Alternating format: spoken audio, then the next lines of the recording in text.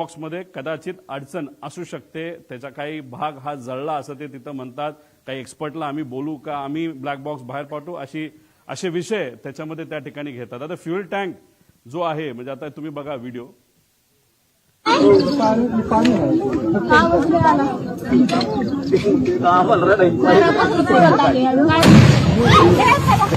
आता हा व्हिडिओ आहे, एकच स्फोट आहे असं नाही, असे बरेच झाले होते. आणि एक तुम्ही समजून घ्या की 2023चं विमान जे पडलं होतं ते मोठं होतं आणि ते पडत असताना रनवेवर पडलं होतं. रनवेवर पडलं म्हणजे रनवेची जी सरफेस आहे ती डांबरी होती, नाही तर कडक होती.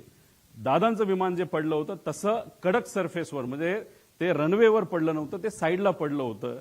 त्यामुळे बॉल तुम्ही घेतला तर बॉल जर समजा फरशीवर टाकला तर बाउंड जास्त होतो आणि तो समजा मातीत टाकला तर कमी होतो. त्यामुळे तो जो इम्पॅक्ट आहे ॲज कम्पेअर्ड, त्याची वेलॉसिटी आणि सगळ्या गोष्टी बघितलं तर जिथं दादांचं विमान पडलं तिथं ते कमी व्हायला पाहिजे होतं. पण स्फोट का झाला त्याचं मुख्य कारण, जी शंका आम्ही घेतली होती ती नक्कीच कुठं ना कुठंतरी खरी ठरत आहे की नक्कीच त्या विमानामध्ये फ्यूल टँक अधिकचे होते. आणि फ्यूल टँक कुठं असतं की जिथं टॉयलेट असतं, म्हणजे जो विमानाचा शेवटचा भाग असतो तिथं ते ठेवण्याची जागा असती आणि त्याच्या मागच्याच बाजूला तिथं